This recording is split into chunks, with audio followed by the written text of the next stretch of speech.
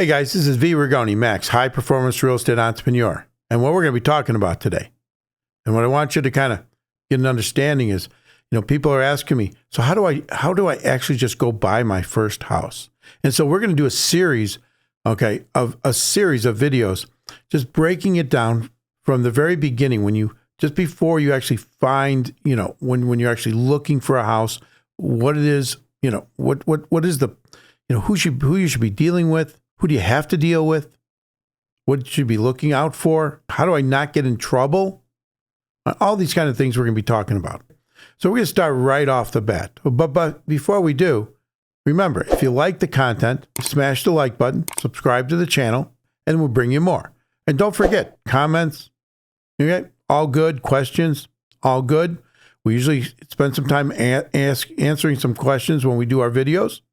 These are some of the questions that you send in, or some of the comments you make. And if it's interesting enough, I'll do a whole video on it. So let's get it rolling. So what we're going to talk about here, you want to buy your first duplex or your first single family home. Let's just say you even want to just buy it to live in it. You may not even have an idea that you want to use it for a rental property.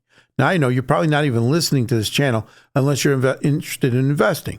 So that's what I'm assuming. So either way, it works pretty much the same way as far as procedures, requirements, things of that nature, especially in the very beginning, especially on that first property. Now, I'm telling you, go buy a duplex, go buy a threeplex, whatever. But even if it's a single family home, you got to get out there, right? And you got to start looking at property. Now, most people, what they're going to do is they're going to start thinking, it's time. All right. It's time to buy a house. And a lot of those people, it's because they've been renting for a long time. And that's what they're thinking maybe the relationship with their partner is stable enough, or whatever the reason is, they're going to get out there and they're going to start looking for a home. Now, remember, I'm not telling anybody go out and buy a house today. The markets are a little bit funky. You got high interest rates, things of that nature, but the markets will change. Real estate goes through a cycle. But when you are out there and you are looking for your first house, you got to first think to yourself, I'm going to hit the Zillow. I'm going to hit the Redfin. You're going to start looking at stuff. And then you say, hey, I'm going to need to get a real estate agent. And I know there's been a lot of controversy over the real estate, how the commissions are paid. Well, that'll all get straightened out. But don't let that stop you from working with a good real estate agent. You're going to have to get out there and you're going to have to find a good real estate agent. Now, this is a really good time to do that. Why? Because they got nothing to do. Transactions are down by about 40 to 50%. And in multifamily, they're down 70 to 75%. And so there's a lot of people out there, a lot of good, high-quality real estate agents that are looking for buyers, looking for people to work with. So even if you're not today thinking about buying a house, but you want to start to get out there and see what the market is. Like I told you in one of my last videos, I was out there looking at houses. Because if I'm going to sit here and tell you to do things, I like to do them also myself. And I was out looking at houses. I probably have looked at like 50 houses just to get an idea of what the current value is. What is it like out there? And like I was saying in that one video, I'd say a good portion of the homes I'm actually walking through in that $300,000 range, which is almost a starter house these days. Okay, in some locations, I know you can get a lot more, a lot less, depending upon where you're at. But a lot of them are people who have either gone into nursing homes or they're dead. I mean, literally, you walk through these houses at $300,000 and they haven't been touched in 40, 50 years. You start to say to yourself, this is ridiculous. All these homes, all these people died. How many people are dying every day? Now, I'm just being a little bit empirical here, but the reality is that a good portion of the houses I did walk through, probably 30, 40%, people had passed away or were put into nursing homes. Now, so how do you get out there? What are you supposed to do? Well, go find that real estate agent to start with. Now, how do you do that? Well, again, when you start looking at listings on the internet, there's going to be up some names. But the other way to do it is go to the area in which you're interested in. Go see, where's the Remax, where's the Century 21, whatever the other ones are, all right, Compass. Then walk into the real estate office or call the real estate office. Talk with the sales manager. If you don't know anybody, if you can't get a referral is probably the best way to go. But if you can't get a referral, then call up and don't ask for the first agent that answers the phone. They might be there for the last, 2 weeks. You want to talk to somebody that is really good at what they do, understands what you're looking for. You're going to start by talking to the sales manager, the office manager of the location in the area of a real estate office. That's go find the top office in your area and go talk to one of the top agents in that office. All right. Now, a lot of times in this day and age, again, advertising slows down. You can't even see who those people are. When times are hot and the market's hot, they're advertising all over. They stick out like a sore thumb. But when things get slow, everybody stops advertising. Everything kind of goes, slows down. You can't really tell. So call that office, talk to the manager, and find out who should you be working with. Give them a criteria. Do you want to be if you're looking at just single family homes to move into and have the picket fence? Well, then look for the agent that's good at doing that. If you're looking for if you're looking for duplexes, if you're looking for a triplex, then you want to be talking to that manager and say, hey, who's handling that, small multifamily in your office? Who can deal with that? Who gets listings like that? Who knows people that you want to ask a few of these questions. Is it an agent that has off-market deals?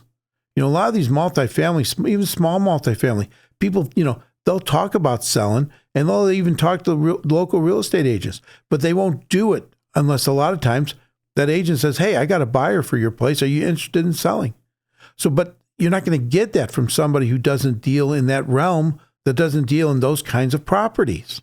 Look for that agent that has expertise in the area under which you're looking. Number one. Number two, you're going to have to get pre-qualified. That's right.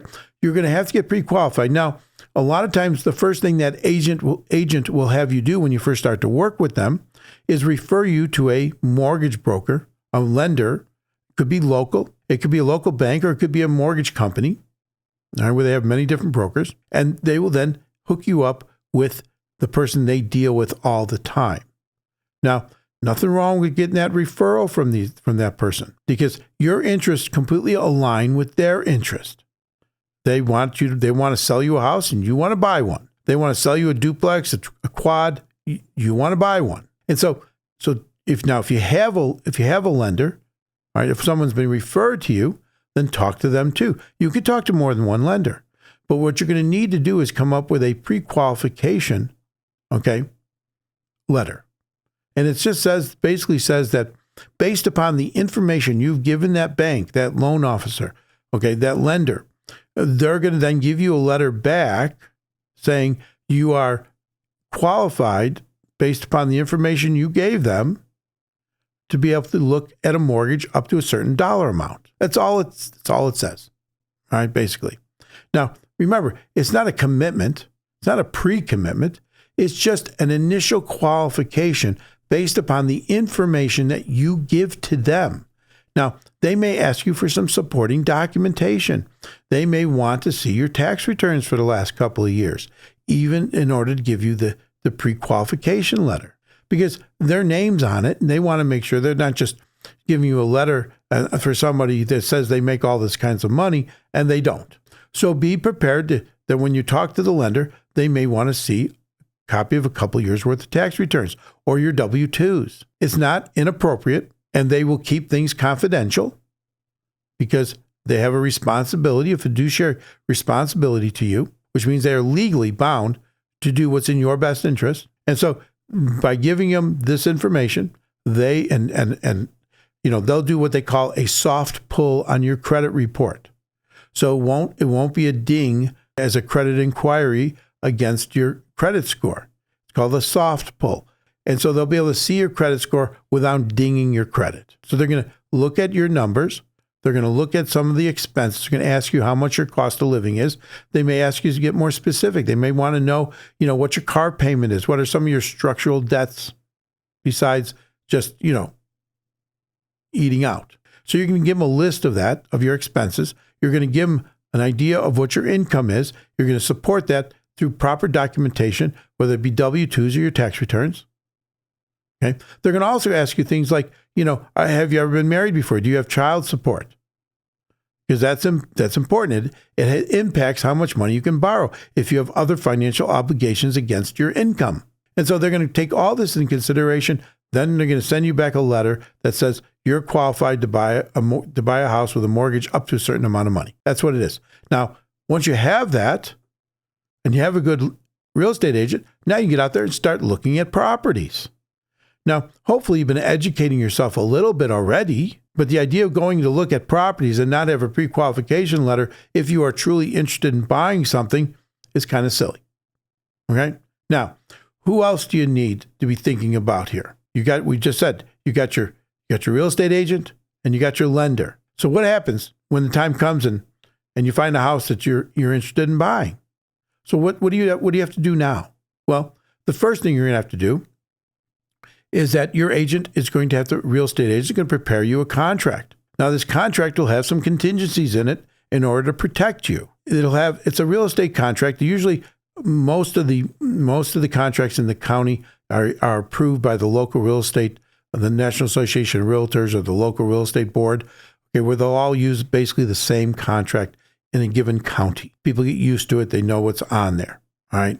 Now, you should still read it, at least review it, and understand there's a few basic things you want to know about this contract. It's going to talk about, there'll be a spot on there where it's going to know, your name, where you live. It's going to want to know how much you're going to be willing to pay for the property, the house, the duplex. So what is your ask? What's your offer price? It's going to want to know your financing terms. And it'll have a paragraph in there that is somewhat, they can it'll have a standardized paragraph that you're going to go for a conventional loan or an FHA loan, how much money you're planning, what percentage you're planning on putting down. It usually works off a percentage amount. It'll say what the maximum interest rate you're interested in obtaining a mortgage with. Make sure that's in there. So that it'll spell out the terms of the mortgage. Is it going to be a 30-year mortgage or a 15-year mortgage? See, that's important for both you and the seller. Now, a 15-year mortgage you may like better because you're going to pay less interest. You're going to pay it off sooner. That may be the reason you want to do that. But for a seller, that means you're going to have to jump through more hoops in the qualification. So you better have the income. That's all. All right. Now, they usually don't care too much. They just want to make sure that the pre-qualification letter will also work with the fact that you want to do a 15-year mortgage, which inevitably will then make your payment higher, which then can make it more difficult for you to get the mortgage. That's why they want you to be pre-qualified for that 15-year mortgage. All right, so you're filling out the contract, right? It's getting filled out. All right, now also in there is going to be a clause in there that you have the right for some contingencies. Remember, the mortgage clause spells out what it is that you're willing to accept for a mortgage, and then you're going to apply for one. It'll also say in there the fact that you have 30 days to get a loan commitment. You've got 5 days to apply for the mortgage, blah, blah, blah, blah, blah. It'll spell all that out. But it's contingent on, your purchase is contingent on getting a mortgage. That's really important. Now, you're going to have to notify somebody within the period of time if there's going to be a delay. Now, that doesn't mean that if you notify someone, let's say you've got a 30-day contingency in there for financing, and it's coming up, and you are asking the seller to extend that contingency for another week because the mortgage company is working slow. The seller doesn't have to do that. The seller can say to you at that point, we're not extending it. If you don't want to eliminate that contingency out of the contract, then we no longer have a contract. You have the right to eliminate that. But if you do eliminate that contingency, then you're going to be responsible financially and suable if that mortgage does not come through and you have no other way of paying for it. Then they can sue you for the earnest money, which we haven't talked about yet, and they can sue you for other damages. So if you're going to make sure that when you do that financial, the mortgage contingency, that you have enough time in there. So let's say it's December. Well, maybe 30 days doesn't work in December because you've got all these holidays going on, right? Christmas, Hanukkah, all this stuff that might be happening, okay, which means that people are gone. They're on vacation. They don't just go for a day, they go for a week. So you might have to put 40 days in there, depending upon the time of the year, so that you're not stuck hoping that the seller will extend the mortgage contingency clause, the date on that, because you've just ran out of time. So think about these things a little bit more. All right. Now, Another contingency that's in the contract, all right, is a contingency for you to get a home inspection. And that will give you a certain amount of time. It could be 2 weeks. It could be a week in which you have to hire typically a licensed home inspector. They're typically licensed through the state. They do have different designations that you could look at. Now, what will typically happen is the real estate agent will refer someone over to you. Now, that could be okay, but remember, this is one of those moments where that's a person, if they refer to you, there could end up being a conflict of interest. You say, how is that possible? Well, because real estate agents don't want deals to fall apart. They don't want purchases, offers to fall apart after they're together. And so I'm not saying that people are going to act in an inappropriate way, but human nature sometimes just kind of sucks. And so you're going to hire somebody that's going to come in and spend about 5 hours in that house, and you should be there during that time. And they're going to move through that whole house, every mechanical system, the structure, the inside, the outside, the basement, every bathroom. And they're going to do a report on everything. Now, yes, you can just wait for the report and read it. But if you want to learn more about that house, be there with them. Walk through it. You will learn so much about that property, the good and the bad, things that you need. Now, once he gives you that report, then you're going to have to analyze that report, and you're going to have to say, all right, these are things I want the seller to fix, or these are the things that I can do myself. Now, sometimes, and then they'll give you time to go back to the seller and ask for your attorney to go back to them, and they'll ask for certain things to either be repaired or to be compensated for, so you can do it after you purchase. And so that's what a home inspection will end up doing. It's you hire this person. Remember, be careful when you get the referrals from the real estate agent. You may want to just go out and look in the yellow pages or get a referral from somebody else that's not associated with your transaction. Maybe a friend who's recently bought a home and they like their home inspector, and you've contacted that person, you've hired that person, you're going to pay that person. I think it costs between $500-$600 typically. They spend the whole day, and then they're going to run through this property. And again, the cost is based upon how big the property is, how many units. If it's a multifamily, it's going to be more expensive, right? Right? And then they're going to issue you a report. You're going to look at that report. They're going to make recommendations as things that need to be done right now, that need to be done a little bit later, or can wait for a long time. Now, if you're getting the right kind of deal based upon the purchase price, everything, you may accept everything that's on there and you'll take care of it. But if you're paying up for the property, then you got to be extra careful, because you just paid up for the property, and at the same time, now you're going to have all these expenses. So after you've reviewed this, you may have to go back to the seller and have to, get some concessions, whether it be fix it before the closing or give you the money so you can fix it. That's what happens with a home inspector. And so really important. Now, if you're going FHA, you're also going to get a FHA inspection. It's going to be part of the appraisal. And so in that contract, when you do the financing, and then let's say you get to past the point now, let's kind of roll this back. Let's say that you get to the point now where you've got the contract signed, you're stipulating in there the terms of the transaction. By the way, you have a thing called earnest money. It's usually some money you have to put down, and you have to write a check usually to the selling broker, and they'll hold it in a non-interest bearing account for the benefit of both parties, and it'll be applied towards your down payment typically when you close on the property. If you don't close and you follow all the procedures, and let's say the transaction doesn't close, you will typically get that money back. But that money can be in contention if there's some problems in the transaction, which you and the seller are having a disagreement. It just doesn't automatically come back to you. Earnest money just doesn't ride right back to you. They have to sign off on it, and you have to sign off on it, and then it'll come back to you. So as long as there's no problems, if the transaction doesn't go through because you failed the home inspection, you didn't want to proceed, you should be able to get that earnest money back. If you couldn't get the mortgage after you made a diligent attempt according to the contract terms, and you can't get the mortgage, and then you let them know that in the right amount of time, okay, and they don't want to extend the mortgage commitment, or there's no chance of you getting the mortgage, then you'll get the money back.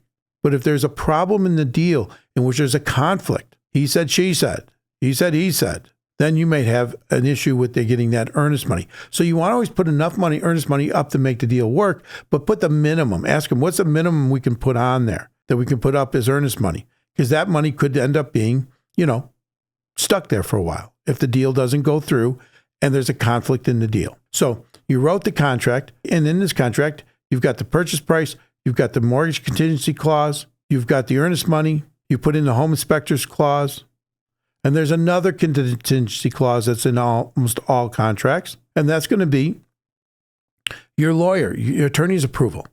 There's going to be a clause in there. It's going to give you a week or so, whatever the amount of time. It's going to include the time necessary to do the home inspection. So the lawyer's, the attorney approval clause will encompass the time to do the home inspection. You'll usually need at that point the lawyer to respond to the seller if there is an issue that you want to have addressed. And then the lawyer will then write a letter, boom, then you start working on that. And so, you have to do this. The home inspection has to be done within the certain period that is put on the contract. It could be a week, it could be 2 weeks, whatever that is, you have to then deal with it within that period of time. So now we're talking about there's the mortgage clause, contingency clause, there's the home inspection contingency clause in the contract, and there is the attorney's approval clause. You might have, there can be another one. Let's say you've got a septic and well, or a septic, or just a well. In other words, it's not city sewer and water. Well, then you're going to have a septic and well, or a septic or a well, whatever it is, contingency clause on that. So they're going to have to come out.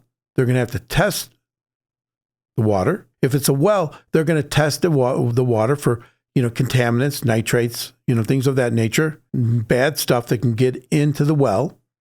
All right, they're going to do a test. Usually they'll either do it privately or they send it to the county. But a private company, it will usually come out and do the test. Then also, if it's a well, they should be turning the water on and letting the water run. They usually run it for like 5 minutes. They want to make sure that the well has proper recovery, that it doesn't run for 1 minute and then all of a sudden it's dribbling out.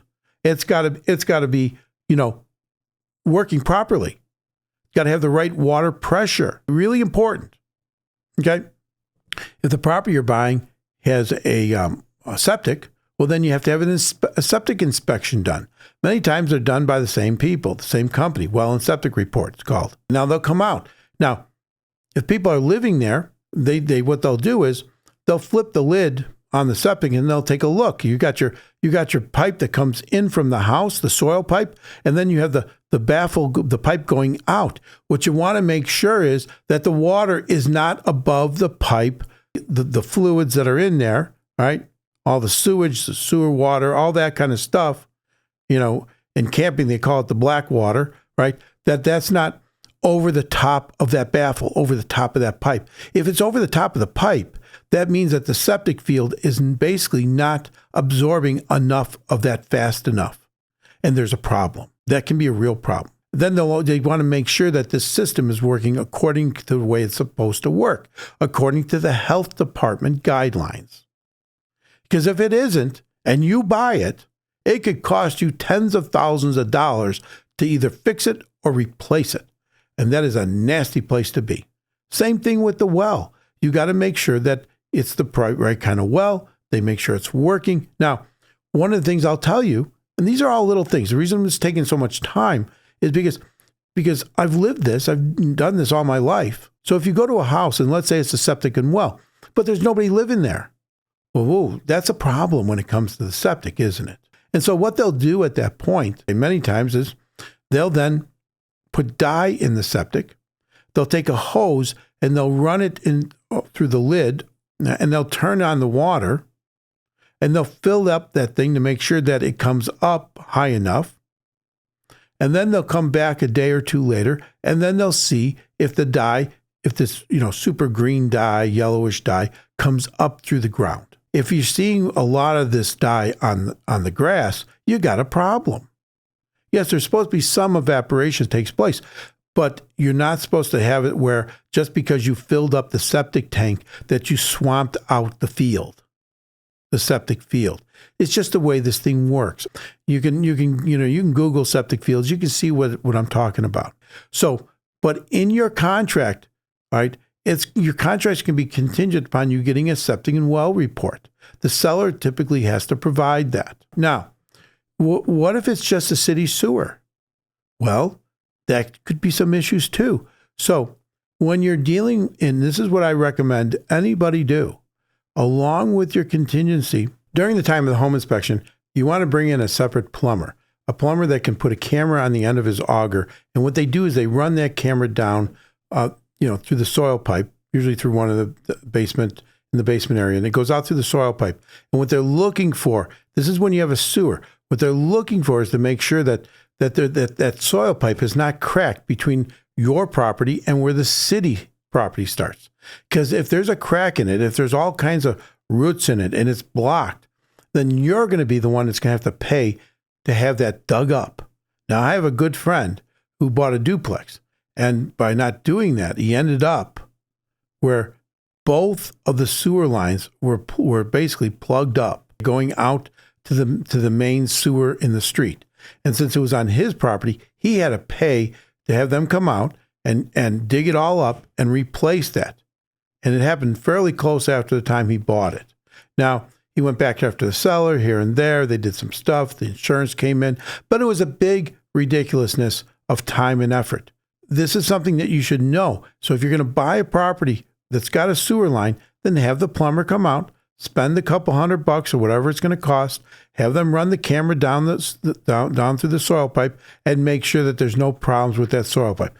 I get it. This stuff's all nitty gritty, right? We're talking soil pipes, septics, wells, but you're buying a property, you're buying a house, you're buying real estate. This is where you've got to be right now. We don't like to talk about all this crap, but literally, you're talking about crap, right? When you're dealing with the septic and you're dealing with the soil pipe, but you got to deal with it. Now, remember, you've got all these contingencies in that contract to protect you. Now, you don't have to go take that contract to the attorney before you submit the offer. You don't have to take that over before because it's in there already with the attorney's approval. So you save that from having to go and do that. But once that offer is accepted, and now you've got to abide by the terms of the contract, right? You've got to bring in the earnest money. You've got to hire the home inspector. You've got to bring in the plumber, maybe the septic and well people, all whatever it is, whether it's your responsibility or not, you've got to make sure you abide by the time.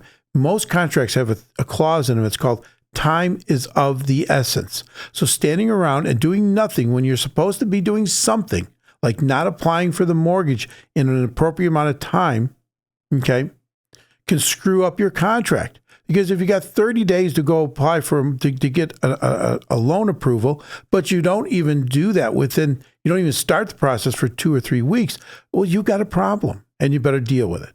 So those are some of the things around a contract. The offer, and when I say contract, I say that in reality of it's the offer to purchase. It becomes an actual contract once the seller signs it, agrees to all of your terms or not.